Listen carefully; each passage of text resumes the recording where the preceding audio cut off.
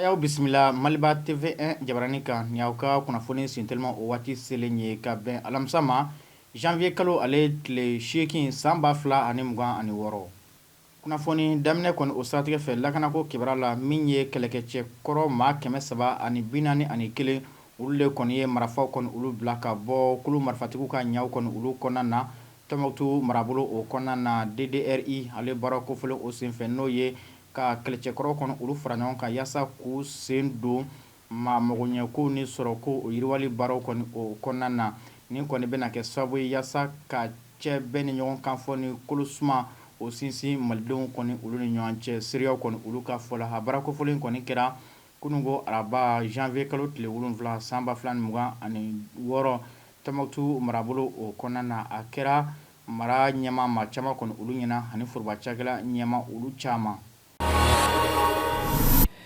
Min ye comité national des jeunes travailleurs de l'UNTM n'o ye baarakɛlaw ka lafasali tɔn ba UNTM ale kɔnɔna na denmisɛnnin baarakɛla kulu minnu ka lafasali tɔn bɛ o kɔnɔ olu kɔni ye u ka san 2026 o baara daminɛw kɔni o nun don kunungo araba n'o bɛnna janvier kalo tile 7 ma san 2026 bourse du travail o jabala o kɔnɔna na u ka ɲina san 2026 ale baaraw bɛna boli min kan o de hakilisigi ɲɛmajɔ ale ni wulikajɔ u ka baaraw kɔnɔna na ko a bɛna ɲɛsin o de ma a baaraw yɛrɛ kɔni tun ɲɛminɛnen don UNTM secrétaire général ɲɛma fɛ Yakuba Kacile min sen fɛ sifin kulu ka lafasali tɔn bolofaraw bɔra jamana fan caman ni ka u sen don a ɲagaw o baara la.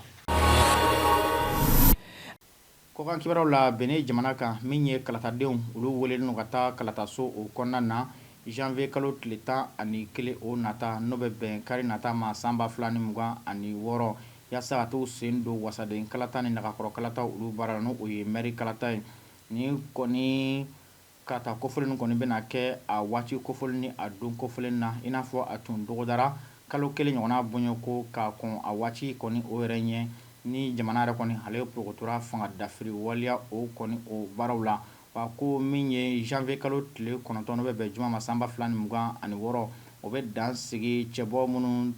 tɔgɔ bɛ cɛbɔya sɛbɛn kɔni o la ni wasaden kalata nagakɔrɔ kalata na olu ka yɛrɛ kofɔ kɔni o baaraw la dɔgɔkun 2 ɲɔgɔnna bɔɲɔko o kɔfɛ o bɛna kɛ sababu ye ni ka ta kari kalata kɔni ale baaraw kɔni dɔgɔduma la ɲina san 2026 kɔnɔna na bɛnɛ jamana o kan. Venezuela jamana kan l'Amérique jamana ka bingani waleya min senfɛ n'u sera ka kɛrɛnkɛrɛnla Venezuela jamana ɲɛma Nicolas Maduro ni a furumuso Silvia Flor olu kɔni jaso ni ka taa ni olu ye yɛrɛla k'a fɔ ko o bingani wale senfɛ ko maa 100 ɲɔgɔnna bɔɲɔko o ni tora la o kunnafoni sɔrɔ ka lase Venezuela jamana kɔnɔ ko minisiri o kɔni fɛ n'o bɛ tali kɛ Diosdado Cabello ale kɔni o ye a y'o kunnafoni o sɔrɔ ka dantigɛ wa Diosdado Cabello a yira k'a fɔ ko o waleya kelen senfɛ ko Venezuela jamana ɲɛma n'o bɛ tali kɛ Nicolas Maduro ni a furumuso Silvia Flor la ko olu fana sɔrɔla ka joki ni bingani waleya o senfɛ. Maliba TV1 jabaranin filɛbaw nin de kɛra aw garisɛgɛ ka bi kunnafoni sintelima o kɛnɛ kan a k'an bɛn ni basi wɛrɛ ma kɛ diɲɛ waati wɛrɛ.